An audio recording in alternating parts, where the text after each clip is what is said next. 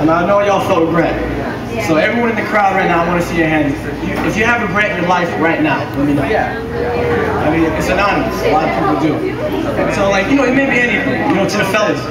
I mean, you know, it's like when you're hanging out with your homegirl, but you don't tell your significant other, you know, your quote-unquote lover, because you know she'll bug out because she kind of acts more like your mother, you know?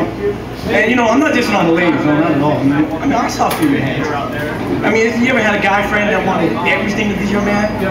You know, but you couldn't do it because y'all were just friends. Exactly. Oh, the friend zone, the friend zone. Oh man, the friend zone.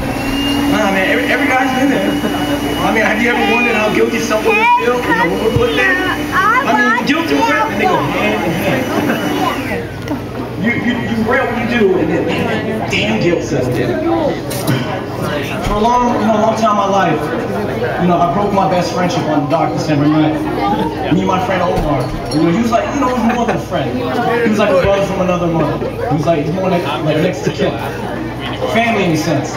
You know, I'll paint you guys a picture of how it all went down in the city of San Francisco, in the heart of the Mission District, my area, my town. We stayed playing basketball way after school was over.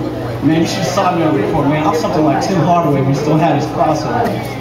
I mean, you know, the game was over and we argued all the way to the bus stop. We waited for the 67. You know, I got impatient. I told him, hey, let's just head that way. You know, let's walk home. Man, it really wasn't that far. I mean, we started arguing just like we did before on the court. I mean, this went on for like probably a good 15 minutes. I mean, I pissed Omar off pretty bad. I mean, you know, he just said, screw it, man, let's just go visit your dad. My dad had a corner store, you know, by my house. Man, everything was up in it. Man, I think he wanted to squeeze it. I don't remember the Cracker Jacks, but the prize was up in it. I mean, he was still mad, you know, but we walked. I mean, he hardly talked. I mean, I felt the coldest city wind chill that day upon that block. I mean, a man came running towards us in the distance. And, I mean, we were so damn confused. Like, we had no idea why this man was sprinting. And we noticed a black Cadillac pull alongside him. And then right then we realized we were in the midst of a drive-by.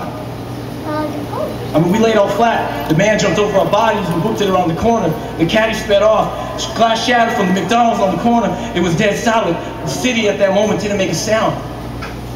I got up. But Omar did it.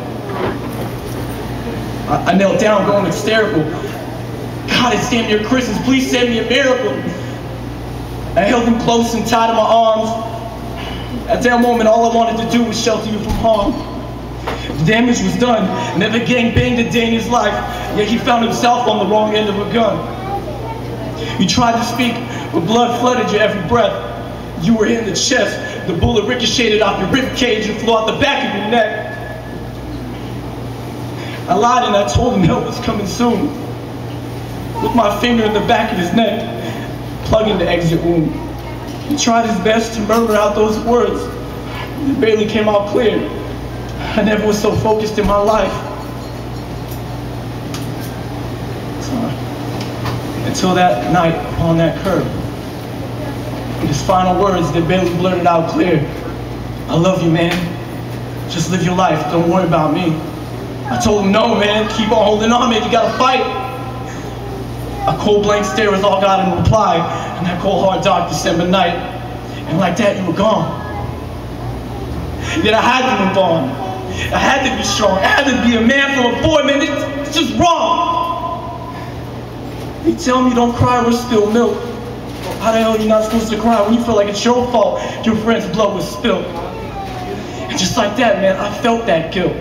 I felt that regret. It ate at me for years and years, for many nights flooded with tears and tears. I never had a damn regret in my life, but everything changed on that dark, cold, hard December night. If there's anything in my heart I regret, it's not honoring his final words before God laid him to rest. So to all the people that hold guilt tonight, do me a favor, please. Make peace with God and let that stuff fly far, far, far away from here. As the door closes, they say a window opens. I would have never took up poetry or ever been here. I would have never been the patient man that I am with a heart ever so clear.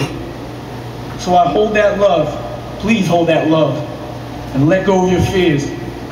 Guilt hurts, I know, people. It's hard to let go, but please find it in your heart to let it go. Just let it go, just let it go, just let it go. Otherwise, your soul may never grow. One love.